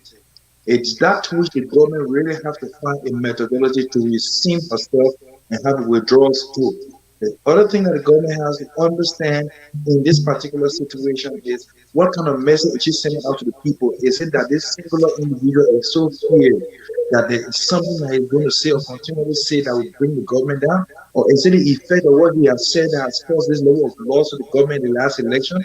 Something needs to reconcile itself. So we need to focus on what the core is, and that is the issue of the allegation of being a fugitive. I yield my time to the public score. Thank you. We go back to the telephone line now. We have 302 number. Thank you so much for your patience. The last four digits of your number, 0065. Tell us your name. Yes, my name is Amos, and I was calling to have my take on this issue is that the first thing I want to say there is that it looks like the government of Liberia, President Leah, did not learn from Donald Trump. If you take a fight against the press, you know, be it the media or journalists, and you want to run your government against the press, you're gonna lose. It's a losing battle. You can't win. Donald Trump will tell you the story. Now, that's one thing. Number two, freedom of expression, it doesn't mean that if somebody insults it. Look, to be a president, you have to have thick skin. Being a government official requires you to have a thick skin. So if somebody insults you on the radio, that does not mean that they have broken the or the principles or the laws or rules of freedom of expression. No, anybody has a right. I'm sure you probably have noticed that before Donald Trump even became president, there was discussions about his past, how he had affairs with people, and they were discussing his fingers. His fingers depicted his genitals and all of that. That was on CNN. Did not shut CNN down for that. No. Okay, those are two things. But here are my suggestions that what Costa can do. Number one, the press in Liberia have a responsibility to protect the freedom of speech of one another, because today is Costa. I mean, I don't personally like his style. I think I've spoken on the radio about that, and I don't like his style at all. But I mean, that doesn't mean that you should shun him. Stop him from expressing his thoughts. Thank you. On the radio. So one thing that he could do is to have a press boycott in Liberia. Let the press have a boycott for 1 week. In his support. And then number two, Costa could call into the radio. Thank you, Amos. We're out of time. Thank you so much, Amos. Thank you, Amos. We're out of time. We got 508 number, our 7149. Tell us your name. Yeah, Giant. This is Darlene calling from Massachusetts. Hey, how you doing? Welcome to the show. Go ahead, sir. Make it. Yeah, so what I have to say is that I think all of us need to tone down the rhetoric. We fought war in Liberia for 14 years. No amount of machine guns were able to bring peace to our country. We had to go back to the drawing board. We had to sit to talk peace. So the brother who in the studio, one of the studio guests initiated the talk about Costa, lowering his tone and doing down the rhetoric and all of that. I think the problem has to start with the presidency. We need to reach out to the president and ask him to reconcile the country. He needs to, since George became president, I'm not hearing talk about one peace conference. Nothing. So you need to reach out to him, brother. Thank you, darling. Thank you. Costa is not a problem. Reach to the problem. I mean, reach to the president. Let him reconcile the country. We need to reconcile. Thank you. Thank you, Jayo. Okay. Mrs. Brooks, thanks for holding on this long. Go ahead, make your point, please. Yes, hi. Good evening, Mr. Garley. Good evening to your panelists. Firstly, I want to say congratulations on your new position as a grandparent. But to the issue here that's at stake, there are two sides. There's left wing, there's right wing. In every civilized nation, you can't expect everybody to do the same thing. And as your panelists, some of them have alluded to, if you can't correct the station that favors you, how can you correct anybody else? Anytime you're going to correct something, you have to start with you. And lastly, when I heard Costa say he was coming to the radio, it's so sad that he said, I'm not going to say it. And immediately when he posted the station he was coming on, my feelings were, oh my God, they're going to shut him down. And exactly what happened. It's sad that you can predict what the government is going to do because they are so biased. Thank you. Freedom of speech is freedom of speech, and you cannot choose what people speak on. I thank you for your time, and you guys have a good evening. Thank you. We have a 401 number. The last four digits, 0867. 0867. Tell us your name. How you doing, John? There's Ojugu calling from Rhode Island. You're live on the radio, Ojugu. Welcome to the show. Yeah, I just want to bring to you guys, as I always told you, your show, you're one of the platforms I usually listen to because they're where intellectuals come and talk and you can see the intellectualism on your show. But with the thing that going on concerning closing Costa Radio down, we are all Liberian. I think now 2000, before I could leave Liberia and come here, 2001, if you ever heard that a boy told Woyo in Liberia in Capital Building that Grand Bassa County was not his father, fine was me. Liberia is not for one man. And let me tell you, someone always lost our parent in the civil crisis. You would not expect me to look at Prince Johnson if I had a platform that you have and say something good about him. He's gonna have the problem in Metro that he and Opon have the personal vendetta. So he's gonna speak to him the way he's spoken. So it is the president who is the father of the nation need to come and call everybody together. We are not have any kind of true reconciliation. The TRC is a failure because Ellen herself she was linked with it. They didn't do anything and nothing come out of it. People still hurt over the Garley. You yourself you are hurt. Shelton is hurt. The man is sitting down and this golden voice from Radio Monrovia. These guys were people we listened to when we were in school. And nobody can go back home. And you see the country going down the central. You expect man to give you bread and butter? They don't leave Costa. I don't know anything with George Weah. George Weah said the country should be on receivership. And now he's there killing people on the street. He cannot say anything about it. This is the same country that you were telling you to put on receivership. Thank you, Ojugu. Look, gentlemen, let us call space for space. Thank you. Thank you, Mr. Garley, and hello to my brother. We have a 302 number, 6996. Tell us your name. Well, this is Jackson T.S. Seaton, former news editor of the Inquirer newspaper. What's up, veteran? Calling from the state of Delaware. Welcome, veteran. Hey, T.S. How you guys doing, man? We're doing great, my man. Welcome. All right. I just want to tell you that I thank you for this forum tonight. I think it is germane for the current situation with respect to press freedom in Liberia. The Liberian Constitution guarantees, and it also says that you have to be responsible for the abuse thereof. While it is true that I agree with a lot of the issues that Costa always raised on his talk shows, I think, and all of you guys have said it, the tune of his presentation, he has to tune down the tune of his presentation. Because you see, whatever he says, it has a propensity to incite violence. We all know what happened to Rwanda.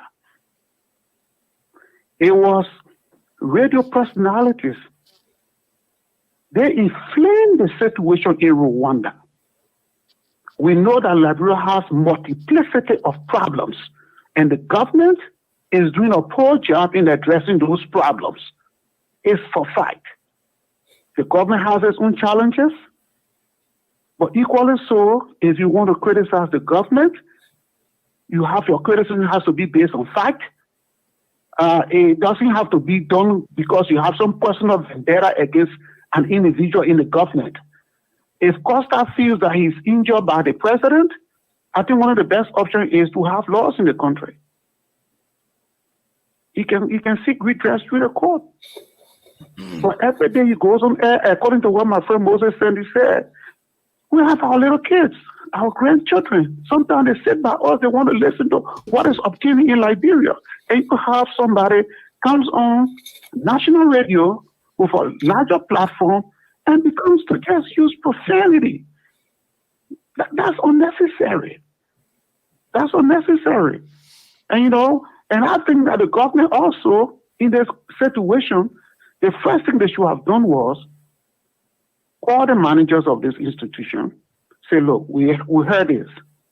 We want to meet with you, have a meeting, give some terms and conditions under which they can allow Costa to be able to air his show. If he cannot adhere to those terms and conditions, then you can, clamp down on the show. But to just arbitrarily, without knowing what Costa is going to say to close it, I think that was a poor job. And I don't know the folks in Liberia why they may have good intention, but I think sometimes the way they go about approaching issues are not right. Thank you. And it also has the propensity to further rise of tension in the country. But thank you guys for giving me your time, ASHFORD, and I really appreciate you guys. You guys are doing a wonderful job. Let us keep informing and educating our people on what is obtaining in Liberia. Thank you very much. Thank you. And gentlemen, we came for 1.5 hours. Now we're almost there at 2 hours. And I want to applaud the callers, the viewers tonight, and of course, Mr. Costa for calling in to say hey, please. Now, I want to work our way back in the room of our closing statement, and we'll call this tonight. And of course, I want to begin with Mr. Mason. But just before that, Wednesday we have the chairman of the Unity Party, Mr. Amin Modad. He will be our special guest on Wednesday, right here on Bridge Radio Africa. A big thank you to Top FM and Roger Grand County for the relay tonight. A big thank you to Joy FM and Laugh FM. And Mr. Milton, your final comment.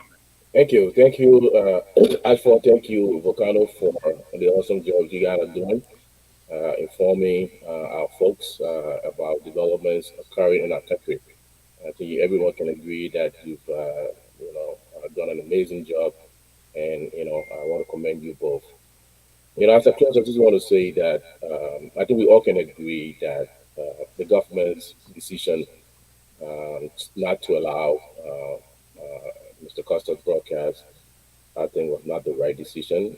I know we can all be critical of Mr. Costa for his tone at times, but I think the government is just nervous about the criticism that comes their way from Mr. Costa's show. We can admit that's one of the main reasons why they want to shut him down. And I just want to say to the government that they need to be transparent, they need to be accountable, they need to be responsive to the needs of their people. A government that will do that need not be afraid of criticism. A government that has an effective public relations arm that will counter messages they deem, as damaging to them need not be afraid of criticism.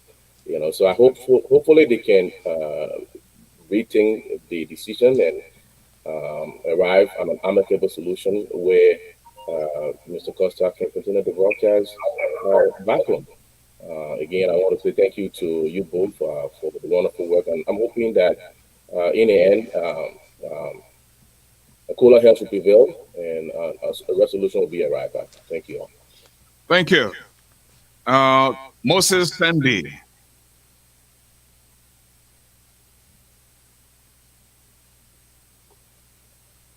You might want to please unmute your mic.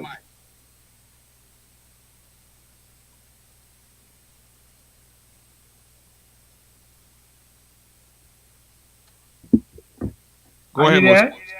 Yes, sir. And the rest of the management thing of Bridge Radio. I also want to extend my thanks to my friend and brother, our national president, Mr. Joe Mason, and my friend, Mr. ONANUGA of KOOL'S. I think there was a very good discussion. And let me also say hats off to Mr. Henry Costa who called in and participated fully. I think that is highly appreciated. Like Mr. Mason said, the government has unnecessarily elevated Mr. Henry Costa. The government has put Mr. Costa on a pedestal. And I'm not saying this to be condescending. Even Mr. Costa himself admitted that there's no need for the back and forth. All the government has to do is to do the right thing, tackle the issue of corruption in the government, the rule of law, accountability. When the government perform in all of these areas in meeting the needs of the people, the government has no need to worry about anybody broadcasting anything positive or negative because its work will speak for itself.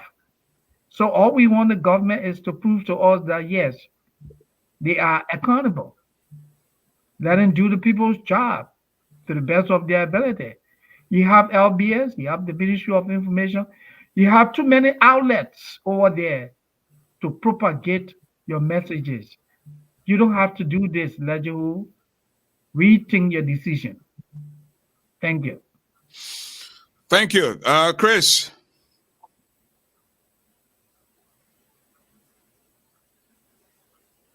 I think his microphone is off. Oh, sorry. No, you're on now. Come on. Yeah. No other person should know better than Legihu Rennie, who started journalism from the grounds and excelled so well that he started reporting for BBC,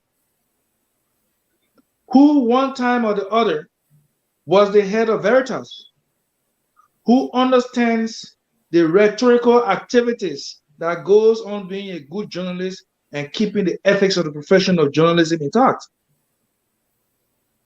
No one else should know better in advising a government. I was one of those who actually wrote a very strong article praising Legihu Rennie, believing that he was coming and there'll be some level of sanity in the journalism profession from the government angle.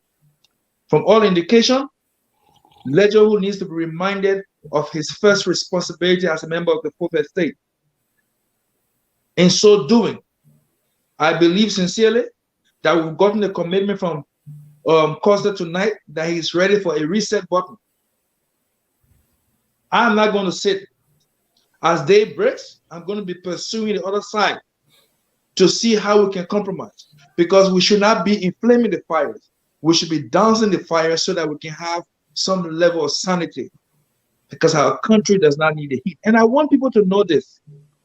The America that we are in right now is going to come out very fast, very, very fast in protecting democracy around the world based on her just recent experience. And she's going to boast that she was able to withstand the issues because her institutions work. So it is my dear wish that moving forward, we all play our roles.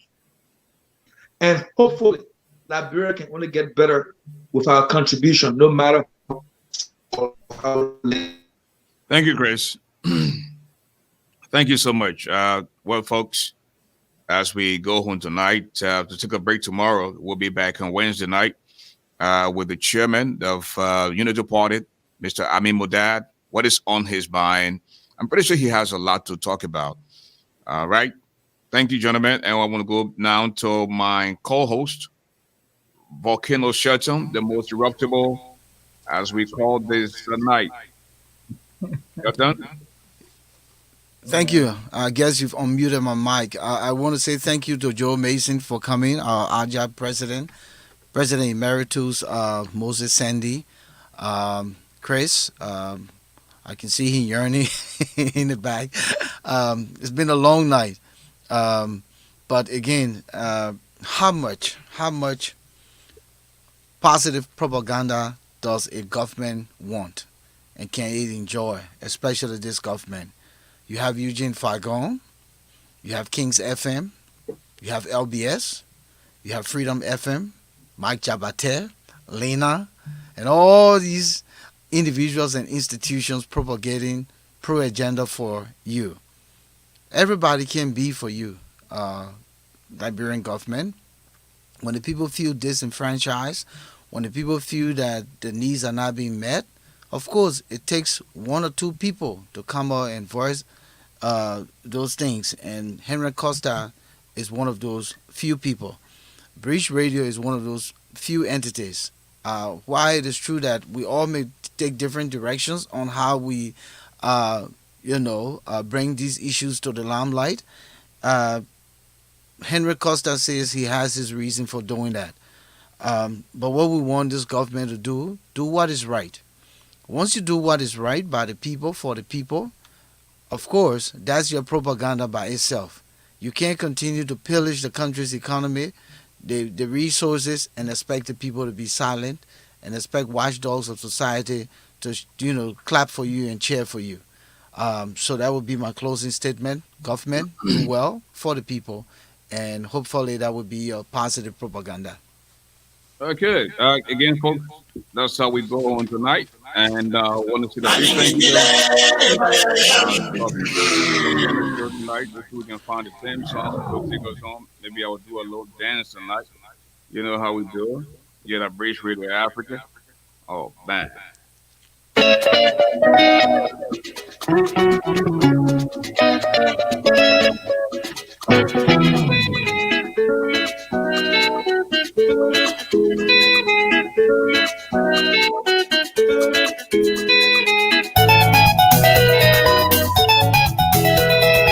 And folks, I'm afraid it's all the time I have to be with you tonight.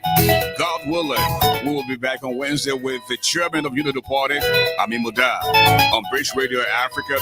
Until then, please allow me to borrow the wordings of the wise man. Tough times don't last, tough people do. The height of a man is never known until he rises, because there's no second chance to make that first impression. Don't see okra and swallow bone, because you can't hide your nakedness from beef and bucket. When God bless you, don't see that medicine. When white men know your friend black man.